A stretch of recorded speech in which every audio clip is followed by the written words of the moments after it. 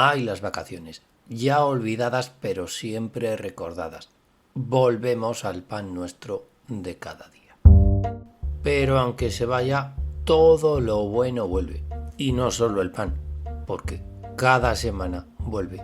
¿Cómo íbamos a faltar? Lloviendo cine.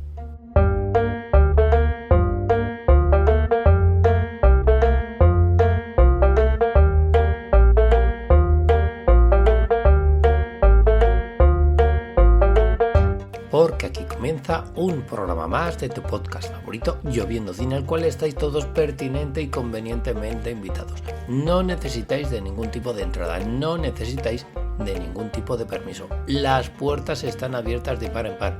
Ya se va, allí está, el final del verano.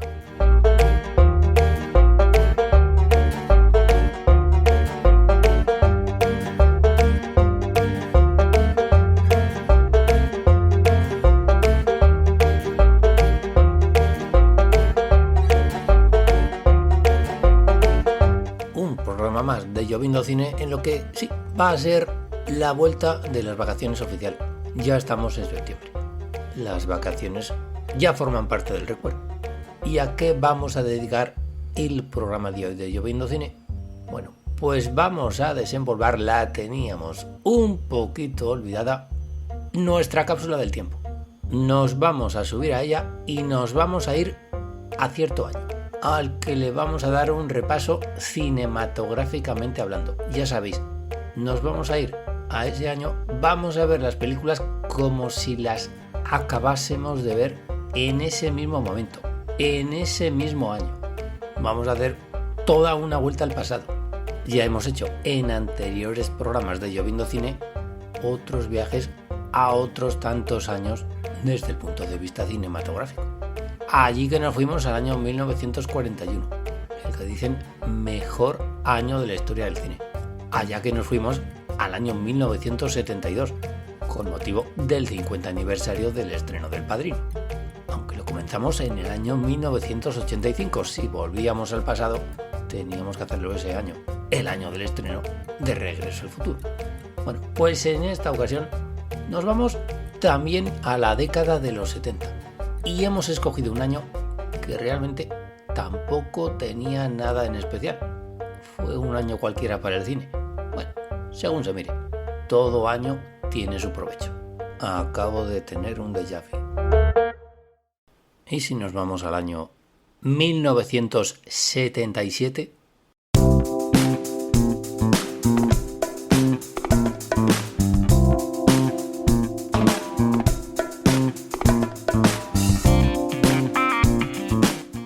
¿Y por qué hemos elegido este año? ¿Por qué hemos elegido 1977 y no otro?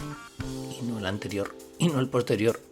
Pues en principio fue porque nos dimos cuenta de que ese año, luego lo diremos, fallecieron dos grandes personalidades de la historia del cine.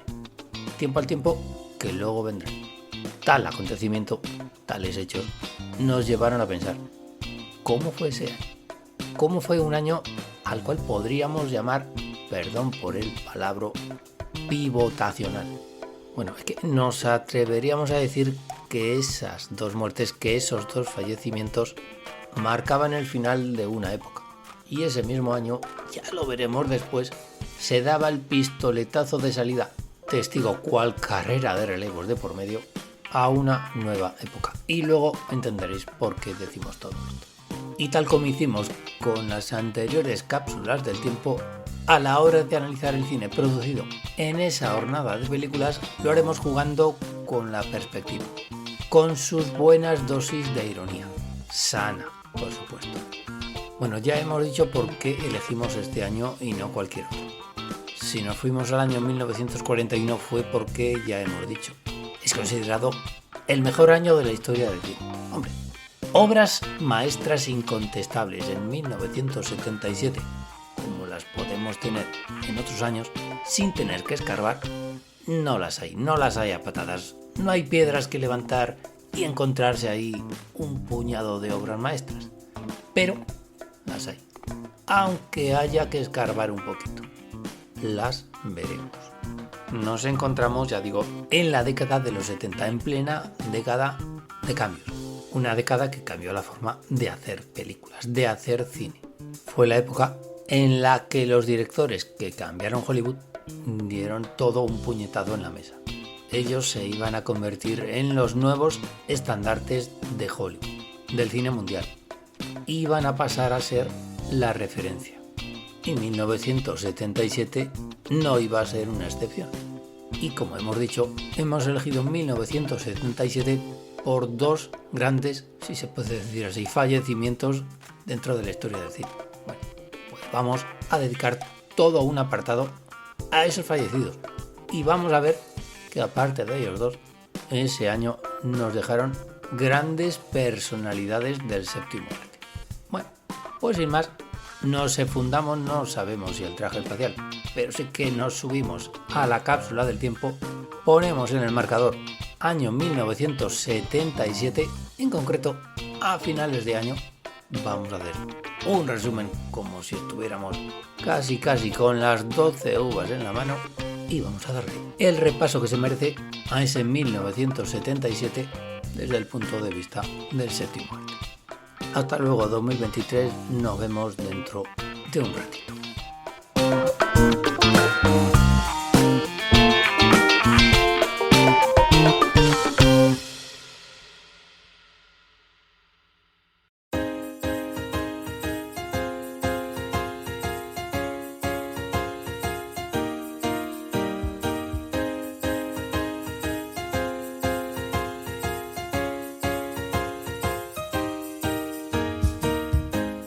Se nos va 1977, se nos va el cine de este año. Toca repasarlo aquí en Lloviendo Cine. ¿Cómo ha sido 1977? Nos ha dado calabazas, nos ha dado motivos para creer, nos ha dado alguna obra maestra. Lo vamos a ver a continuación en el programa de hoy de Lloviendo Cine.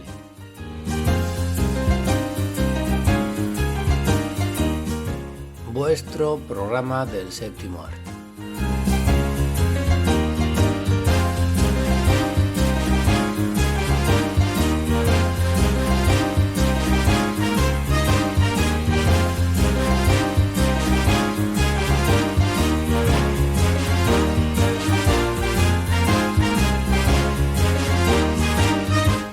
Porque cosas han pasado unas cuantas, incluso en fechas bien recientes. Estamos acabando el año y se nos ha ido gente a la que queríamos muchísimo, pero que muchísimo, en los últimos días. Vamos por partes. Primero, vamos a hacer un repaso de todo ese cine que a lo largo de 1977 hemos tenido ocasión de ver en este programa, en Lloviendo Cine. Películas de todo tipo, películas americanas, venidas de Hollywood, películas de aquí, de España, películas europeas, incluso alguna que otra película de otros lares. Hemos tenido ocasión de verlas aquí en Lloviendo Cine. Tenemos nuestra propia plataforma. Así que si a alguno de vosotros no os suena alguna de las películas que vamos a nombrar en el programa de hoy de Lloviendo Cine, que sepáis que tenemos nuestros propios medios, somos muy apañadicos para ver estas películas. Por algo se habla de la magia del cine.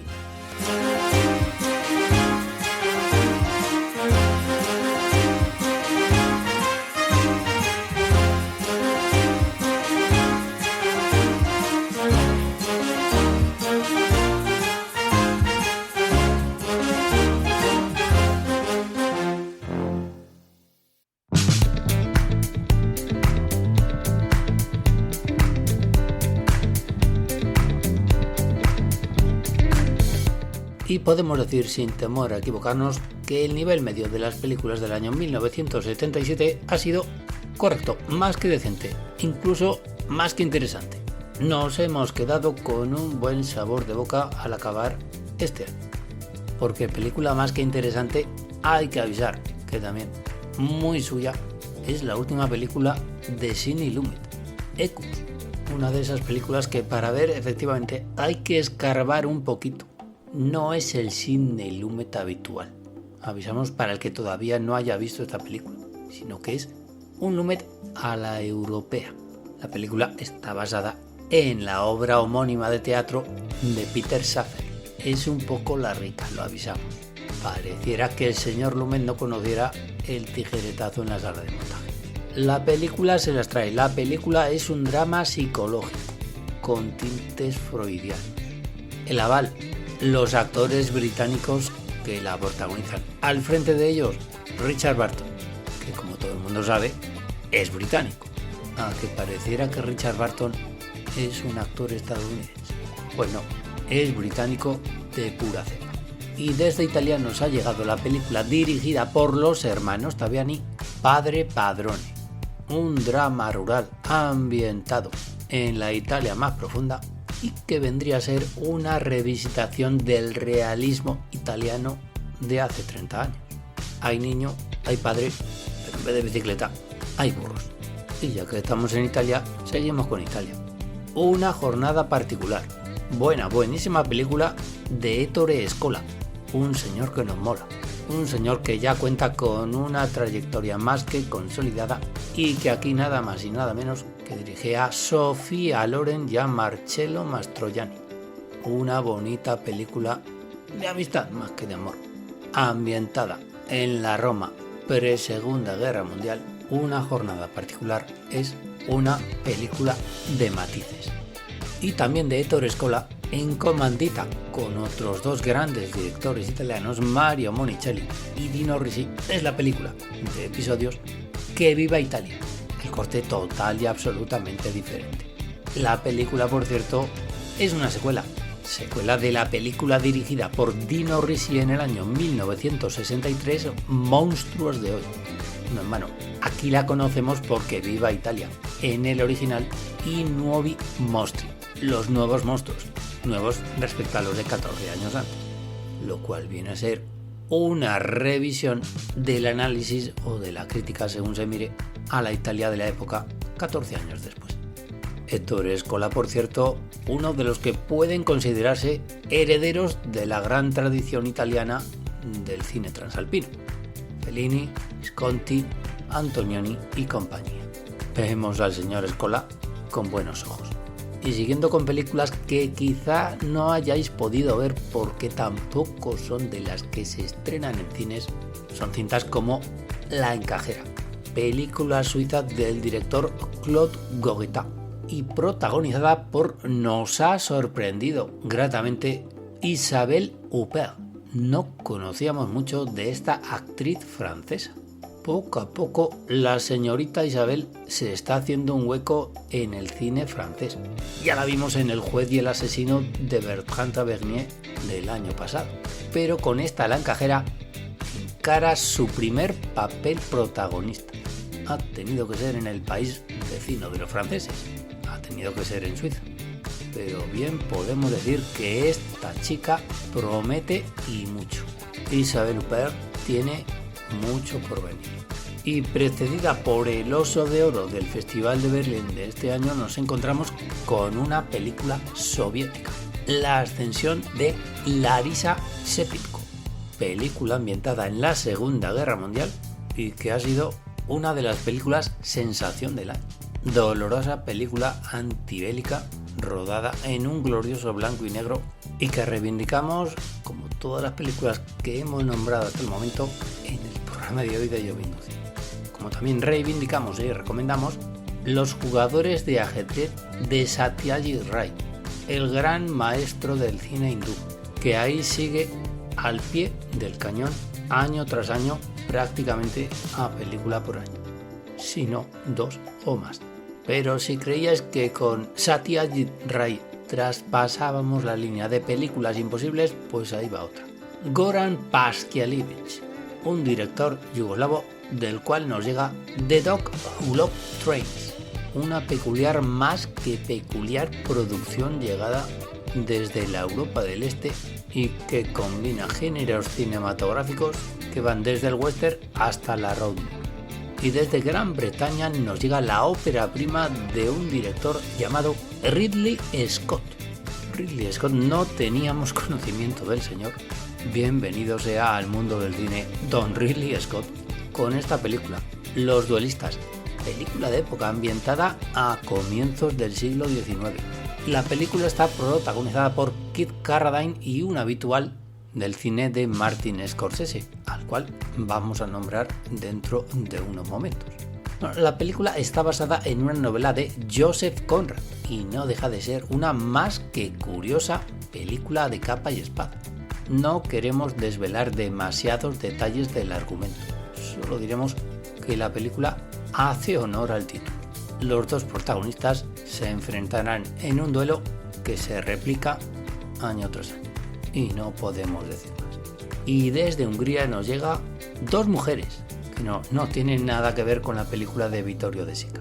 Dos mujeres es un drama húngaro, es una película dirigida por Marta Metsáros, una directora que ganó el Oso de Oro hace 2 años en el Festival de Berlín por Adopción, y que poco a poco se está haciendo un hueco en el ambiente underground europeo, por cuanto Marta Metsáros sigue reduciéndose a círculos más bien minoritarios. Ya os hemos dicho que hay películas de este año que en Lloviendo Cine hemos visto por cauces que escapan a la gran mayoría de los espectadores. No son estrenos de cine. Y en Alemania hay un director llamado Wolfgang Petersen, que ha dirigido la película La Consecuencia.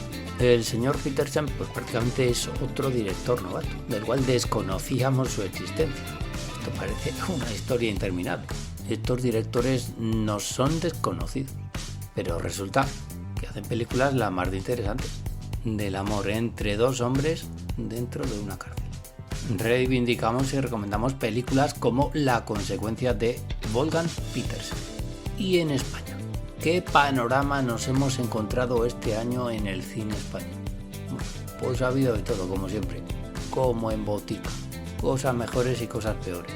Hay nombres que nos dan un rayo de esperanza, otros nombres más que consolidados, algún que otro veterano que sigue dando guerra por partida doble, y algún nuevo nombre que va a venir a continuación y que apunta muy buenas maneras. Podemos estar contentos con la cosecha de cine que ha habido este año 1977, que está a puntito de terminar. Vamos, que tenemos las uvas ya preparadas para comérnoslas dentro de un ratito. Y que vayamos a nombrar un buen puñado de películas españolas es la mejor señal. Podemos prometer y prometemos que el cine español tiene futuro. Teníamos ganas de decir algo así.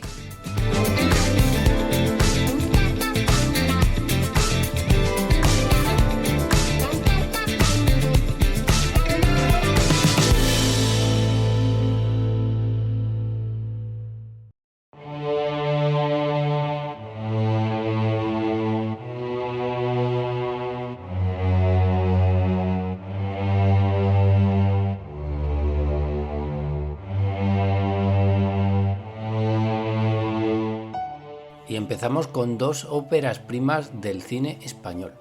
Una, la realizada por el novel director José Luis García, que se titula Asignatura pendiente. Ya habíamos oído hablar en alguna que otra ocasión de este señor, de José Luis García, por cuanto José Luis García ha firmado algunos guiones en estos últimos años, con un Pepe Sacristán alejado en otro registro también a lo que nos tenía acostumbrado en la comedia española.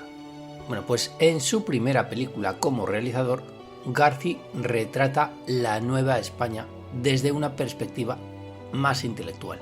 ¿Por qué decimos esto? Porque la segunda ópera prima del cine español del año 1977 que nos ha llamado la atención se titula Tigres de papel y está dirigida por Fernando Colomo.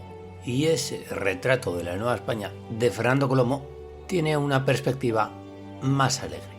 Bueno, pues son dos nombres, el de José Luis García y el de Fernando Colomo, que vamos a tener, muy mucho. Vamos a tener que seguir con atención en los próximos años. Quién sabe, quizá nos encontremos ante un nuevo crack.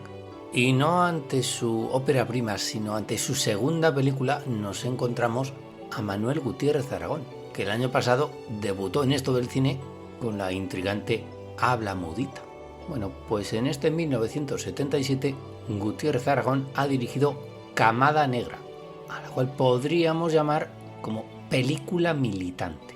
y militante es también el cine de un grande del cine español, Basilio Martín Patino, don Basilio Martín Patino, que se ha marcado dos documentales que retratan también no la Nueva España, sino la España siniestra que acabamos de dejar en el pasado. Esos dos documentales se titulan Queridísimos verdugos y Caudillo. Bueno, de este segundo pues casi no tenemos nada que decir. ¿De quién hablará? ¿A quién estará dedicado este documental? Pues ya sabemos. No queremos ni nombrarlo. Tenemos que dejar y queremos dejar atrás ese pasado, esos tiempos que mejor que no vuelvan, así y de golpe. Mientras que el primero de esos documentales, Queridísimos verdugos, se centra en la vida de 3 verdugos, de 3 personas que todavía en la década de los 70 se dedicaban a cumplir las sentencias, a cumplir las ejecuciones de cierta pena que ha tenido cabida durante demasiado tiempo en este queridísimo país nuestro. Por cierto, reivindicamos y recomendamos la figura del siempre necesario Basilio Martín Patino. Y don Fernando Fernán Gómez también se ha marcado 2 películas, de corte bien diferente. La primera, Mi hija Hildegard, con una espléndida Amparo Soler Leal. De nuevo, los recuerdos del pasado. De nuevo, la España que vivimos. Y don Fernando Fernán Gómez fue testigo directo de aquellos años. Y la segunda se titula Bruja más que bruja. Peculiar, muy peculiar película musical. Don Fernando Fernán Gómez se ha atrevido con una comedia de corte musical. Los palos que le quedan por tocar al bueno de don Fernando. Películas de Fernando Fernán Gómez siempre bajo el prisma de la ironía y del análisis de toda una sociedad.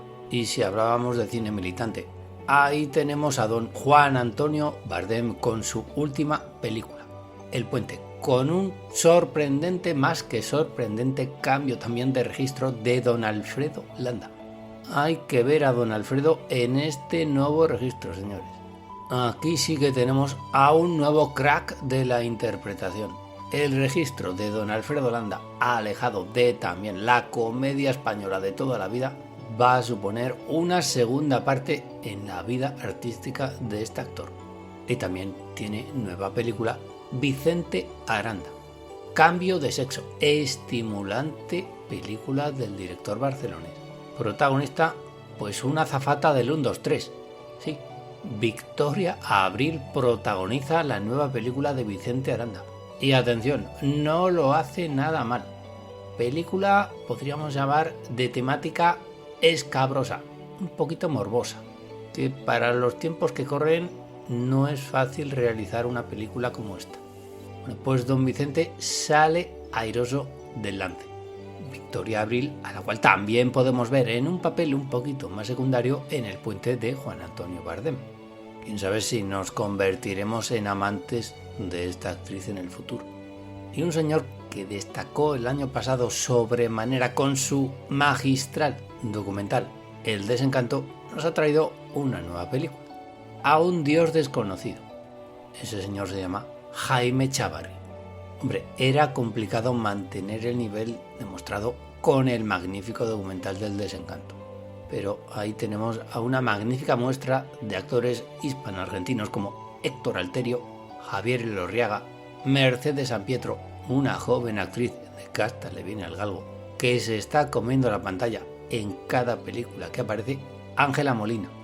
Bueno, pues con todos estos magníficos actores, Jaime Chávarri ha rodado este A un Dios desconocido, también con los fantasmas del pasado, del país que tanto queremos, como telón de fondo. Y si hablamos de pasado, Mario Camus ha dirigido Los días del pasado, con una revitalizada Pepa Flores, esa magnífica artista antiguamente conocida como Marisol. Bueno, pues aquí Pepa Flores no solo deja atrás su pasado, no solo deja atrás su nombre artístico, sino que da un paso adelante. Quién sabe si también nos encontramos ante la segunda parte de la vida artística de toda una gran señora, que cuenta tan solo con 28 añicos. es que tiene todo el futuro por delante. Y 2 películas también ha realizado el siempre complicado Gonzalo Suárez. No siempre se le pilla el tranquillo al director asturiano. ¿Qué 2 películas? Parranda y Reina Zanahoria, ambas con don José Sacristán. Parece que en este año 1977 el bueno de Pepe Sacristán ha decidido cambiar de registros. Y nos encontramos en este 1977 con una película inclasificable, Perros callejeros, de José Antonio de la Loma, en la cual actores profesionales se combinan con actores de la calle, nunca mejor dicho, para una película de realidad social. Podríamos llamar realismo español. Película sorprendente que tampoco es que tenga mucho antecedente en la historia de nuestro cine. Quizá nos tendríamos que remontar a la época de don Carlos Saura y de su película Los Golfos. Curiosa pero realista visión de una España que a veces no es la oficial, pero que está ahí, a la vuelta de la esquina. Bueno, pues veremos el camino que afronta José Antonio de la Loma o este tipo de cine. Ya decimos, podríamos denominarlo realismo social español, y si nos encontraremos en el futuro con más películas del estilo. Y vamos a pasar a continuación a dedicar un recuerdo a todas esas personas del mundo del cine que nos han dejado en este año 1977. Vamos a realizar nuestro obituario particular para todas esas personas que tantas veces nos lo han hecho pasar bien dentro de esa gran pantalla. Tenemos actores, tenemos directores, tenemos algún que otro guionista. Vamos a brindarles un merecido recuerdo.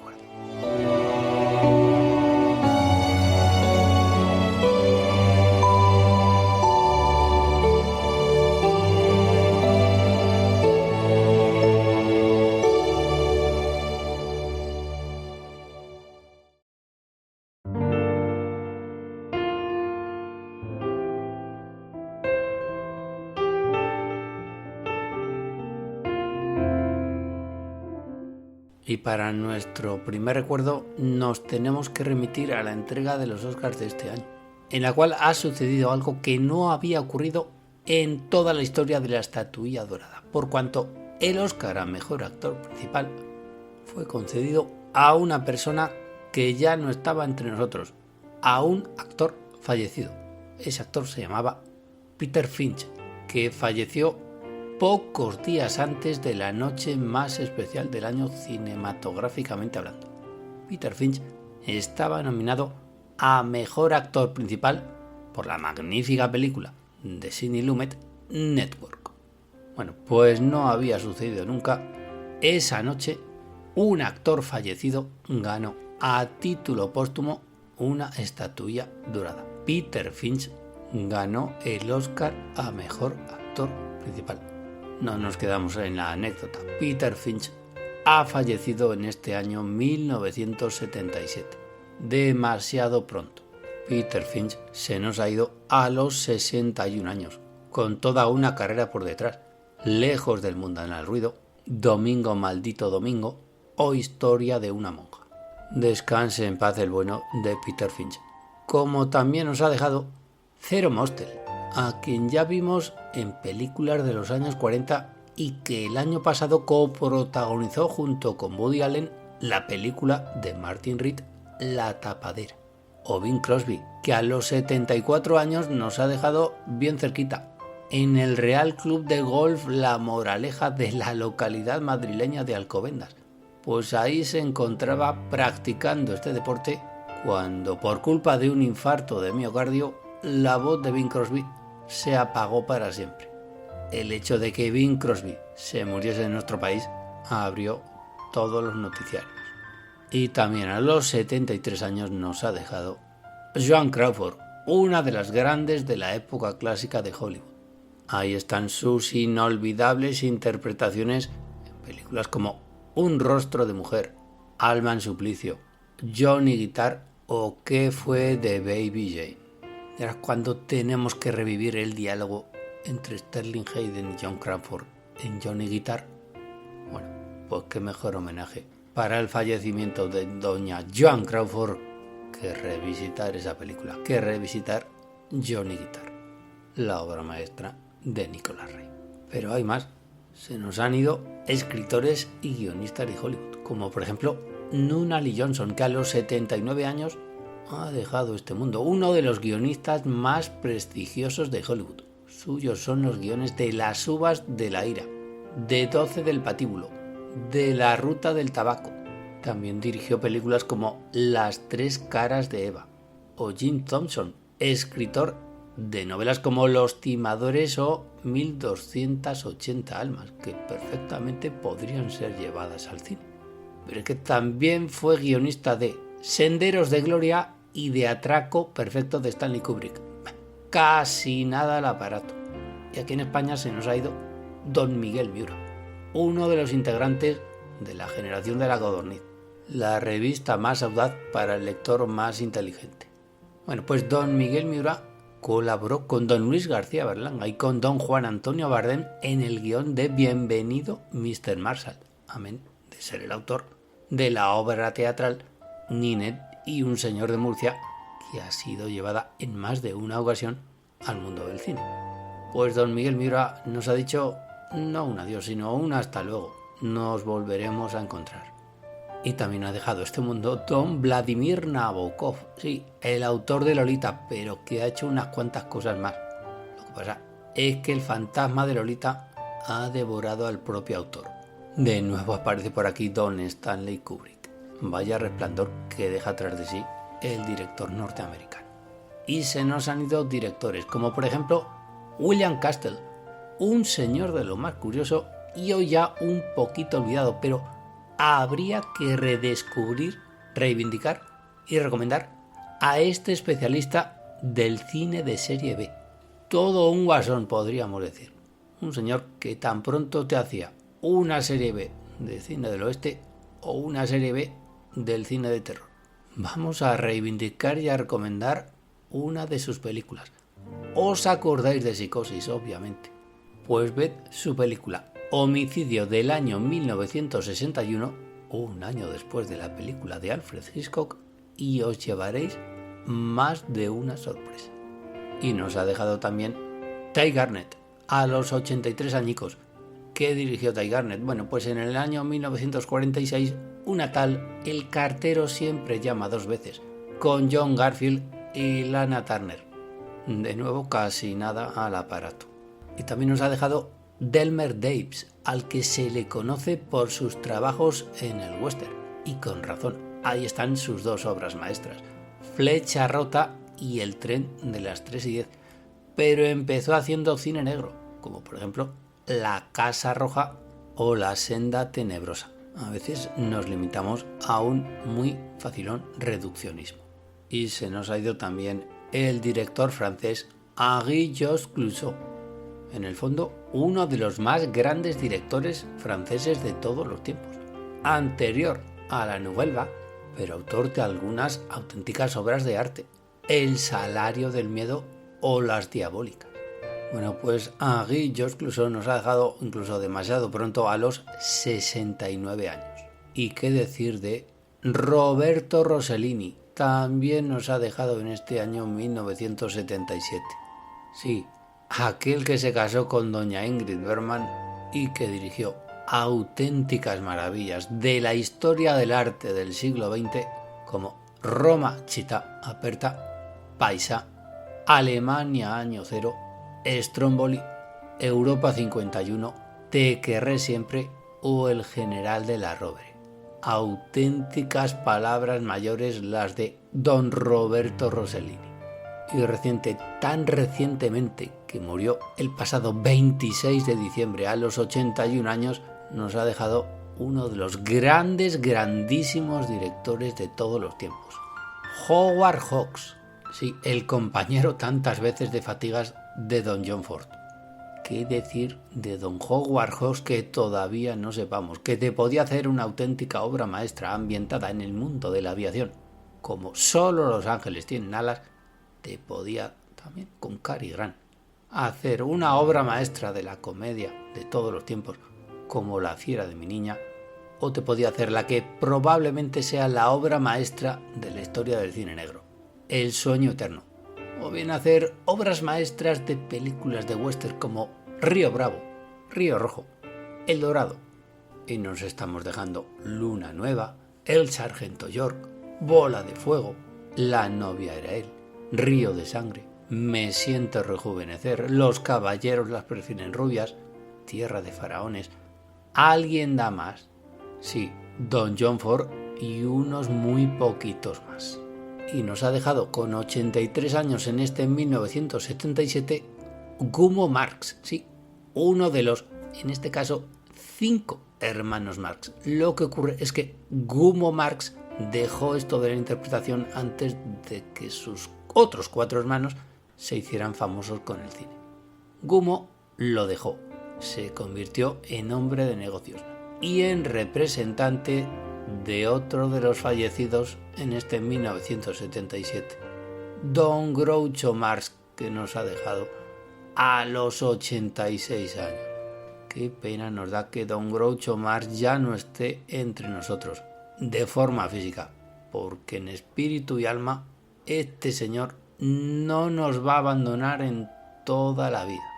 Que tire la primera piedra quien no haya citado una de las frases de Don Julius Marx en algún momento de su vida. Larga vida, Don Groucho Marx.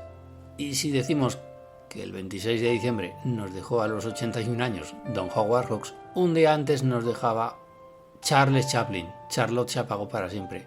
Charles Chaplin nos ha dejado tan recientemente, a los 88 años, que todavía no nos hemos recuperado del golpe. Parecía que Charles Chaplin nos iba a enterrar a todos, que teníamos Charlotte para toda la vida, y todo tiene un final, incluso para una de las personalidades más arrolladoras que ha dado el siglo XX. Don Groucho, Don Charles, ¿por qué nos hacen ustedes eso?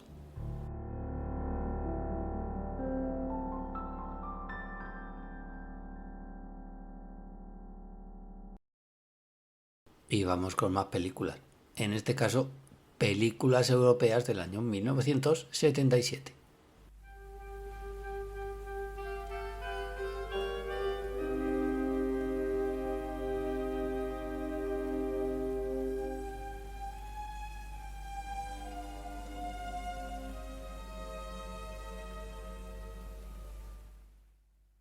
Y nos vamos de nuevo hasta la Unión Soviética, porque un director que ya nos tiene acostumbrados por aquellos lares a realizar buenas películas, Don Nikita Mikhailov, ha dirigido una pieza inacabada para piano mecánico. En Suecia, un tal Ingmar Bergman ha dirigido El huevo de la serpiente, o más bien habría que decir, ha dirigido en Alemania, con reparto internacional. David Carradine, el conocido Kung Fu, protagoniza la última película de Ingmar Bergman. ¿Quién nos lo iba a decir?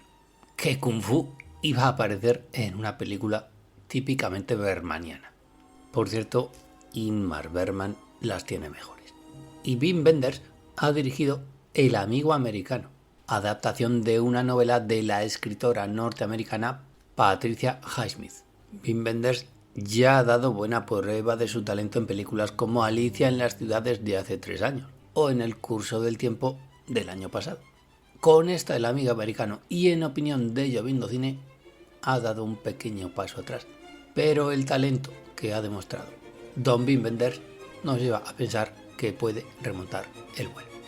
Y hay un señor integrante de la banda de los Monty Python que ha dirigido una película, su primera película, La bestia del reino, si nos olvidamos de la codirigida con Terry Jones, otro de los miembros del mismo grupo, Los caballeros de la mesa cuadrada y sus locos seguidores. ¿Qué decir de esta bestia del reino, del debut de Terry Gilliam en solitario? Pues que es una película un poquito alocada, aunque entretenida. Así ya estamos sobre aviso. Este es el estilo como director del señor Terry Gilliam. Y ha habido película Bond, porque al fin y al cabo las películas de Bond, James Bond, son producciones británicas, son producciones europeas. La espía que me amó, de Louis Gilbert. ¿Qué decir de ella? Pues que echamos de menos las versiones de Don Sean Connery. Y en Francia, Claude Chabrol ha dirigido al mito erótico del momento, a Silvia Cristel en la película Alicia o la última fuga. Pero no os dejéis llevar por las apariencias. Sí, doña Silvia aparece como vosotros os pensáis en algún momento de la película, pero no tiene nada que ver con ninguna saga de Manuel. Jan Stach ha dirigido Une sale histoire. Hombre, no llega a los niveles de La mamá y la puta, pero el bueno de Jan Stach ha dejado claro también con esta Une sale histoire que es un señor que tiene cosas que contar. Lo que pasa es que las cuenta un poquito a su manera. Y también en Francia, Agnès Varda, la chica de la Nouvelle Vague, ha dirigido Una canta, la otra no. No solo la chica de la Nouvelle Vague, es la que más libre va por toda la ola francesa. Y siempre ha ido a su bola un señor que no pertenece a la Nouvelle Vague, es anterior a la misma, pero es un señor absolutamente inclasificable. Don Robert Bresson ha dirigido El diablo probablemente, una película tan del rollo de su realizador. Película que, todo hay que decirlo, probablemente no esté a la altura de sus antecesoras. Y en América, porque se habla siempre de películas americanas cuando se habla del grueso de películas del año. Y no hemos nombrado todavía ninguna película de cine americano de este año 1977 en el programa de hoy de Lloviendo Cine. ¿Os lo podéis creer? Pues ha llegado el momento para estas películas. Y empezamos por una película dirigida por Fred Zinnemann, Julia, película algo densa, todo hay que decirlo, y protagonizada por dos grandes de la escena norteamericana e inglesa, Jane Fonda y Vanessa Redgrave. Bonita y problemática historia de amistad en tiempos de la Europa nazi. Y otra ópera prima, a cargo de un tal David Lynch. Nos apuntamos el nombre. Cabeza borradora. Perturbadora película. Más que curiosa historia contada sin apenas palabras, sin apenas diálogos. Película surrealista. Película experimental. Don Luis Buñuel tuvo algún descuido en su etapa americana de los años 40, porque aquí le ha salido un hijo predilecto. Bueno, tomamos la referencia de Luis Buñuel. Lo mejor es que veáis si todavía no habéis podido ver Cabeza borradora, y así os hacéis una idea más exacta. Más tradicional es La chica del adiós de Herbert Ross, sí, el director de Sueños de un seductor de hace 5 años y protagonizada por Woody Allen. Bueno, pues La chica del adiós es otra adaptación de una obra de teatro de Neil Simon, protagonizada por un Richard Dreyfuss y una Marsha Mason de premio. Richard Dreyfuss ya atesora unas cuantas y buenas interpretaciones. Se nota que es un actor con el que se puede contar. Y disparatada y divertidísima película es la dirigida por Marty Feldman, el actor británico y fetiche de Mel Brooks, Mi bello legionario. Una auténtica y recomendable sucesión de gags visuales. Y de corte totalmente diferente es Carga maldita, de William Friedkin. Después de sus sonoros éxitos de The French Connection y del Exorcista, aquí tenemos a don William Friedkin en un remake de una película de Henri-Georges Clouzot. Lo hemos nombrado antes, nos acaba de dejar. El salario del miedo. Es curioso cómo se da en el relevo. William Friedkin realiza el remake del salario del miedo el mismo año que fallece el director de la misma. Ruta suicida. Entretenida película dirigida de nuevo por Clint Eastwood. Parece ser que el bueno de Clint Eastwood se va a dedicar a esto de la dirección. Por lo menos así lo parece. Prácticamente desde que empezara con su magnífica Escalofrío en la noche va a película dirigida por año. ¿Qué nos encontramos con esta película? Pues disparos, persecuciones y todo lo que uno, en definitiva, puede esperar de una película del estilo. Y ha habido auténticos taquillazos en el cine norteamericano en este año 1977. Uno de ellos, El castañazo, de George Roy Hill. Sí, el director del golpe, el director de Dos hombres y un destino, con quien se junta de nuevo en esta película, con Paul Newman, esta vez sin Robert Redford. Y don George Roy Hill dirige una película ambientada en el mundo del hockey sobre hielo. Los resultados, bueno, son menores. Estamos hablando del golpe, estamos hablando de dos hombres y un destino.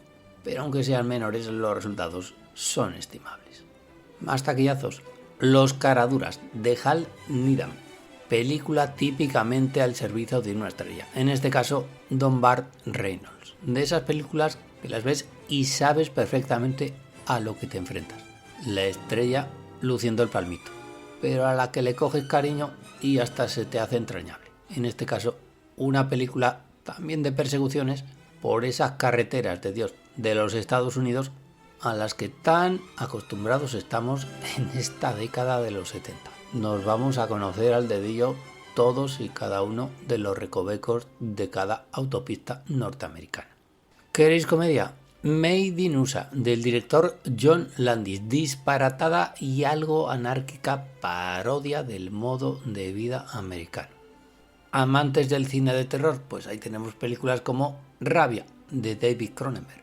Un terror, hay que avisarlo, un poquito diferente y sugerente, no apto para todos los estómagos. Un señor David Cronenberg, canadiense él, de cual hemos visto algunas de sus películas, no es un señor que sea estrenado en pantalla grande, así que os avisamos de cómo se la gasta por si en algún momento nos volvemos inseparables del director, este señor llamado David Cronenberg. Más terror, el italiano Dario Argento ha dirigido Suspiria, auténtica película de terror con mayúscula, como tiene que ser. Vamos, que si queréis pegaros vuestros buenos sustos, no podéis dejar de ver Suspiria, en cuyo reparto aparece el hijo de Lucía Bosé, Miguel Bosé. Va a ser que el hijo de doña Lucía y de don Luis Miguel Dominguín va a tener futuro en esto del cine. Más terror, La isla del doctor Moreau, de Don Taylor, con Burt Lancaster y Michael York. Adaptación de una novela de H.G. Wells, en la cual Burt Lancaster juega a ser Dios, juega a realizar experimentos un tanto arriesgados con el ser humano. Más terror, la segunda del exorcista. Esta no está dirigida por William Friedkin y se nota. Quizás se la tendrían que haber ahorrado. Y para los amantes de la animación, pues poquita cosa. Disney vivió tiempos mejores. Este año las producciones Disney han sido Pedro y el dragón Elliot, que mezcla acción real con animación, y Los rescatadores. Algún día frotarán en la compañía la lámpara mágica y Disney volverá a ser el rey. Hablábamos de taquillazos, pues ahí tenemos Fiebre del sábado noche, la gran sorpresa del año, en la cual, si os acordáis de Carrie, uno de sus actores secundarios era John Travolta. Bueno, pues aquí John Travolta es el protagonista absoluto de la película. Una película dirigida por John Badham. Bueno, pues menudo musical se ha sacado de la manga don John Badham y también don John Travolta. Don John Travolta bailaba un poquito en Carrie, aquella fiesta de graduación. Pero es que aquí no baila, vuela. Tenemos al nuevo Fred Astaire, actualizados los tiempos, en esto del baile cinematográfico. ¿Cómo se las gasta el bueno del actor italoamericano? Con la música de los Bee Gees de fondo, Fiebre del sábado noche, podríamos decir que ha sido la gran sorpresa del año. ¿Ha nacido una estrella de la mano de John Travolta? De momento, su aparición ha sido todo un impacto. Su futuro pinta de cualquier color menos del de gris. Pero nos hemos dejado lo mejor para el final. Nos hemos dejado las mejores películas de este año 1977. Las hay también de todos los países y de todos los colores. Empezamos en Polonia y vamos a acabar en los mismísimos Estados Unidos, donde se han realizado las 3 mejores películas del año.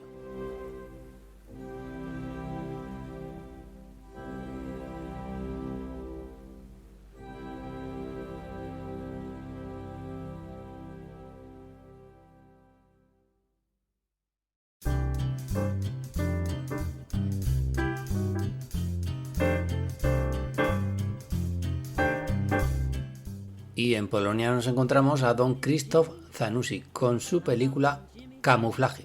Magnífica película en la línea de su director. Confrontación generacional entre padres e hijos, aunque en este caso tendríamos que decir entre profesores y estudiantes. Un auténtico drama psicológico muy en la línea de las producciones que nos vienen de ese lado de Europa, del otro lado del telón de acero. Tendríamos que mirar más hacia ese otro lado. Habíamos hablado antes de cine español, nos hemos dejado un nombre, al cual le hemos nombrado de tapadillo. Don Carlos Saura, magnífica película. Elisa, vida mía. Para variar, vaya racha lleva Don Carlos en esta década de los años 70. Toda la factoría Elías Querejeta al servicio de Don Carlos Saura. Fernando Rey, protagonista, mejor actor en el Festival de Cannes de este año. Doña Geraldine Chaplin haciendo de Geraldine Chaplin en esta película. Afortunadamente vivimos otros tiempos y Don Carlos Saura ya no tiene que recurrir tanto a la metáfora, ya no tiene que recurrir al simbolismo. Ha sido casi una liberación para el bueno de Don Carlos Saura y su relación con la maldita censura. New York, New York, de Don Martin Scorsese. Después de Taxi Driver era difícil mantener el nivel. Bueno, pues magnífica película este musical, protagonizado de nuevo por Robert De Niro y por doña Liza Minnelli. Nos llegan voces de América que dicen que la película ha sido un rotundo fracaso. A veces no coincide éxito de público y éxito de crítica.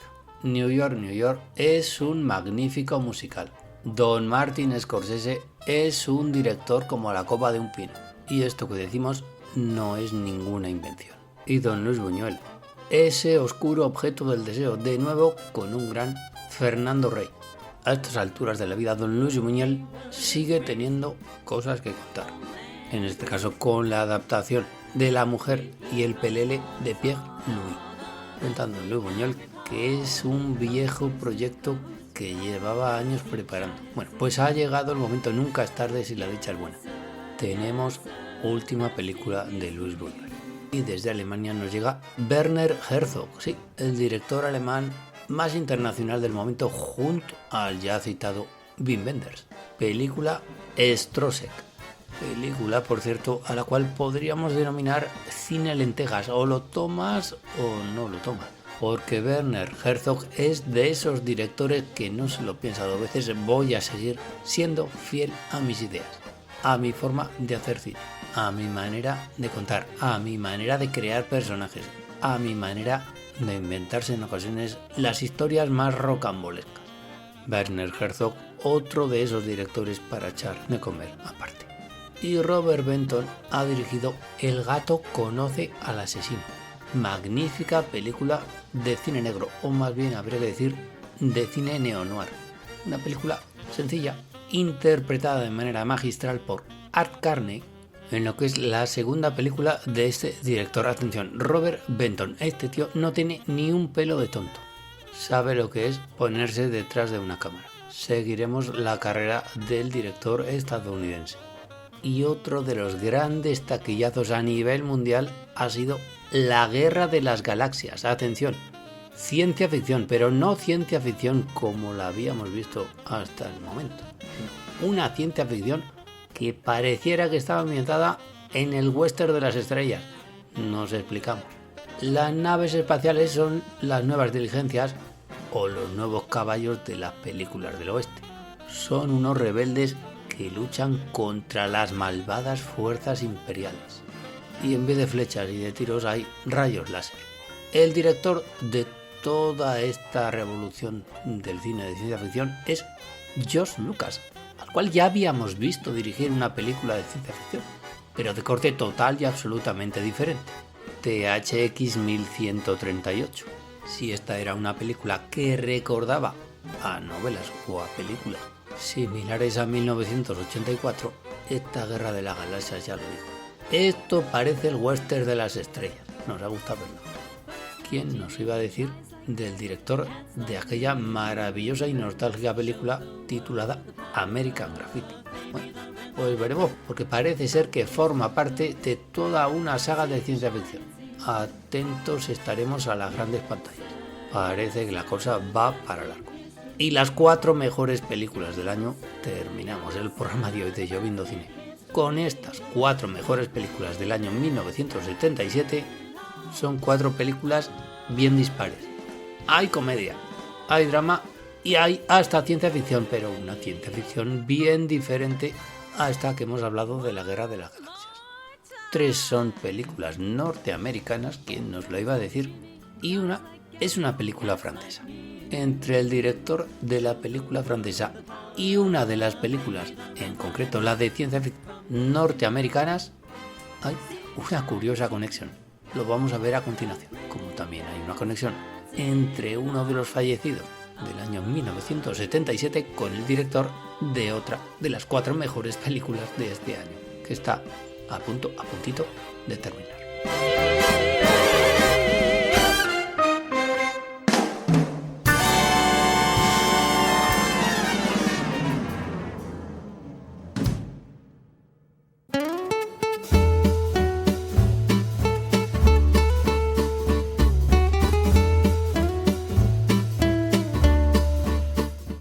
Y esas películas son El amante del amor de François Truffaut, un genial Charles Denner como un auténtico e improbable playboy, como un auténtico hombre que amaba a las mujeres, una muy habilidosa comedia romántica para nada al uso de lo que todo el mundo entiende por comedia romántica, la que nos prepara François Truffaut en comandita de su habitual co-guionista Susan Schiffman. Una forma, por cierto, diferente a entender esa cosa llamada amor, diferente decimos, a lo que entiende François Truffaut en la trilogía de Antoine Doinel. Por cierto, llevamos demasiado silencio en esta trilogía, en esta saga de películas de Antoine Doinel. Desde el año 1970 no hemos vuelto a saber nada de Jean-Pierre Léaud, o más bien habría que decir, de su personaje Antoine Doinel. Esperemos que la saga no se haya puesto en fuga. Otra de las grandísimas películas del año 1977 ha sido Noche de estreno del director de cine independiente John Cassavetes, película que aúna ficción y realidad, por cuanto los protagonistas de la película son el propio John Cassavetes y su esposa y actriz más que fetiche, Gina Rowlands. John Cassavetes, del que por cierto nos gustaría ver más cosas en cines comerciales, sigue fiel a sus principios, sigue enfrentando en esa maravillosa guerra de sexos a la Cassavetes a hombres y a mujeres, a maridos y a mujeres. Y en esta ocasión el personaje de John Cassavetes se enfrenta al personaje de Gina Rowlands, es decir, John Cassavetes se enfrenta a Gina Rowlands. Por eso decíamos que mezclaba ficción y realidad. Estamos viendo la película, ella es una actriz, él es un actor, ambos están encima de las tablas de un teatro. ¿Hasta qué punto están o no interpretando un personaje o interpretándose a sí mismos? En todo caso, aplaudimos la decisión, si esa fue la suya, de aunar verdad y mentira. Siguiente gran película del año: Encuentros en la tercera fase, de Steven Spielberg. Sí, Steven Spielberg ya realiza las mejores películas del año. Y esta es la película de ciencia ficción. Ciencia ficción total y absolutamente diferente de la que nos muestra George Lucas en su La Guerra de las Galaxias. Es igualmente entretenida, pero es un entretenimiento absolutamente, radicalmente distinto. Y vaya taquillazo el de Encuentros en la tercera fase, el que ha supuesto en todo el mundo. ¿Tú también coleccionas los cromos de Encuentros en la tercera fase? Bueno, pues este chaval, que se ha puesto en su horizonte el dirigir películas, está en un crescendo continuo. Nos da que nadie le va a parar. Es que el chico ya ha cogido carrerilla. Y hemos dicho antes que esta película contaba con un nexo de unión con uno de los directores de las mejores películas del año. Bueno, pues ese nexo de unión consiste en la figura de François Truffaut, por cuanto uno de los protagonistas de Encuentros en la tercera fase es el propio director francés. François Truffaut aparece en Encuentros en la tercera fase, un director de los llamados del cine qualité, apareciendo en una película palomitera, en una película taquillera. curiosas las interconexiones habidas entre las mejores películas del año. Bueno, pues Encuentros en la tercera fase se encuentra dentro de ellas y podríamos decir que la mejor película del año es Annie Hall de un tal Woody Allen, un valor seguro, un valor que ha venido para quedarse. Bueno, pues en Annie Hall Woody Allen sí que hace de sí mismo, sí que prácticamente está contando su vida, la vida de los amores con Annie Hall. ¿Quién es Annie Hall? Diane Keaton. Ya no es su novia, pero como si lo fuera, por lo menos en la película. Por cuanto la película cuenta los amores del protagonista de la misma, Al Basinger, con Diane Keaton, el personaje Annie Hall. Y sí, ya lo podemos decir abiertamente. Woody Allen se ha inventado su propio personaje. Da igual cómo se llame, le hemos visto ya en más de una película. Le vimos ya en Toma el dinero y corre. Es el mismo Woody Allen. Le hemos pillado el truco. Señor Woody Allen, no se nos va usted a escapar. Le hemos tomado la matrícula. ¿Y cuál es la relación de Annie Hall, de Woody Allen, con uno de los fallecidos en el año 1977? Woody Allen recoge el testigo de Groucho Marx, su padre intelectual y cinematográfico. El mismo año que nos deja Groucho Marx, Woody Allen despega definitivamente en el mundo del cine. De nuevo, las interconexiones. Y con ello finalizamos el programa de hoy de Lloviendo Cine, que hemos dedicado a repasar este año 1977, que se nos está marchando, que queda muy poquito. ¿Tienes preparadas las uvas? Hasta siempre, 1977.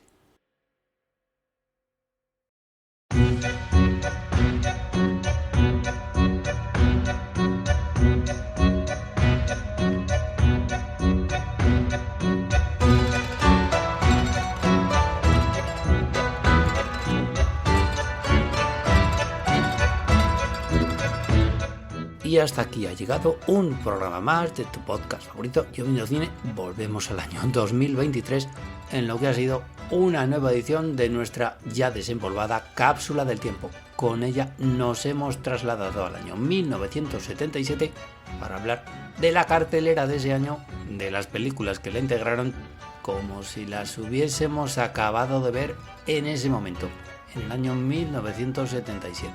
Ya hemos dado un repaso a las mejores, a las no tan buenas películas de aquel año. Hemos hablado de los fallecimientos habidos en aquellos 365 días y hemos visto alguna que otra interconexión que el maravilloso mundo del cine siempre nos tiene deparadas. Esperando que el programa haya sido de vuestro total agrado, nos despedimos hasta la semana que viene, en la cual hablaremos sobre un tema que, como siempre, se nos ocurra en los próximos días. Hasta entonces no nos queda más que agradeceros muy mucho vuestra atención, bastante más vuestra paciencia y haceros la recomendación culinaria final de todos los Lloviendo Cine. Comed mucho plátano, que es muy sano, en el año 2023, en el año 1977 y dentro de otros 46. Y sobre todo, cuando miréis al cielo, ya sabéis lo que tenéis que hacer. Buscad vuestra nube, todos tenemos una. Y cuando hayáis entablado confianza y conversación con ella, tenéis que decirle bien alto y bien claro aquello de ¡que llueva cine! ¡Par 10!